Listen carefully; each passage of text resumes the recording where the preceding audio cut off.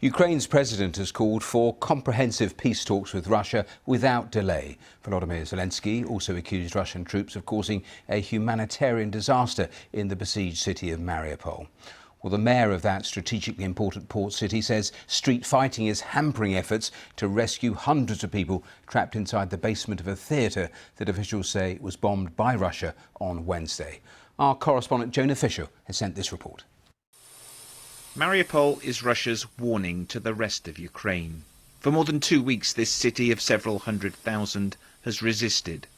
Russia's response has been to surround it and destroy it. Local officials say more than 2,000 people have died and 90% of the buildings have been damaged in some way. In Kharkiv, it's a similar story. In the first few days of this war, the Russians tried to drive into Ukraine's second city. They were repelled, and now Kharkiv is being targeted by shelling. Incredibly, this man emerged almost unscathed after a university building was hit.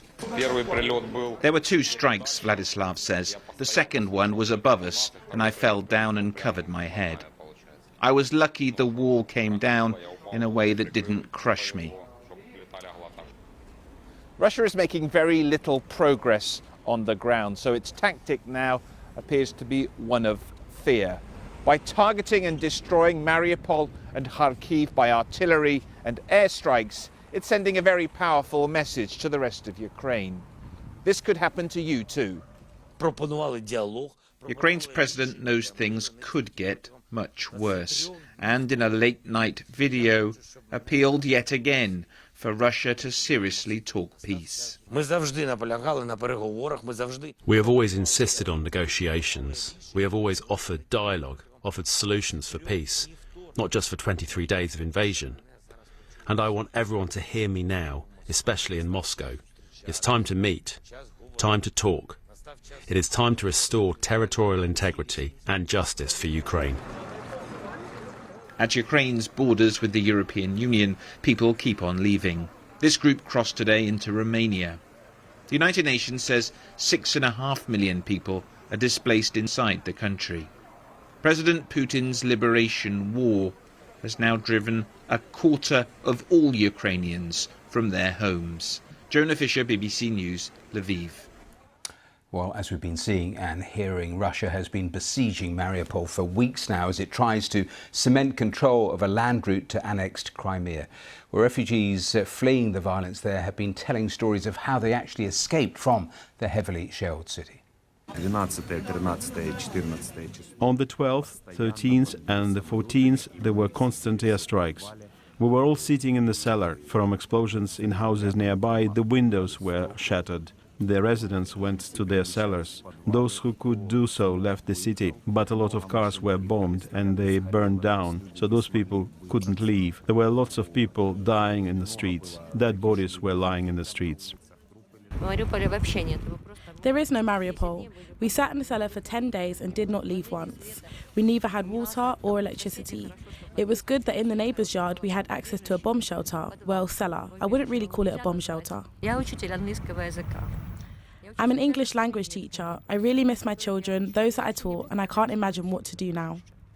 Well, just some of the people that have managed to actually get out of Mariupol. 300,000 still trapped in that city. Well, just a short time ago, I spoke to the UK-based Anton Levitsky-Ushkin, whose family has managed to actually get out of Mariupol. He hadn't been able to actually reach his twin sister for 11 straight days. Well, I asked him when I spoke to him what his sister had told him about what it had been like in Mariupol. She said it was absolutely horrible. Start with the fact that they've been for 2 or 3 weeks now with no electricity, water, heating, nothing. Food was running out, and in the end she's scared. She was more afraid of hunger than actually being shelled, but the shelling never stopped since the beginning of March. And on the street they've ended up, the nearby houses, all of them were destroyed, and only their house luckily survived. And that house was her third place she was hiding from the start of the war. Well, that is the situation in Mariupol. Let me take you a different part of Ukraine and show you the pictures that have come into us of a rescue operation after a military barracks was hit in the southern city of Mykolaiv. Dozens of people have been killed. That strike about 36 hours ago. A military spokesman has said that the final toll is still unknown, as rescuers and soldiers, you can see them here, still going through the rubble, pulling out bodies as well as survivors. We know many people have been taken to hospital, but to reports on the ground talking about dozens of people who have been killed in this, one of Russia's latest attacks on a military base in Ukraine.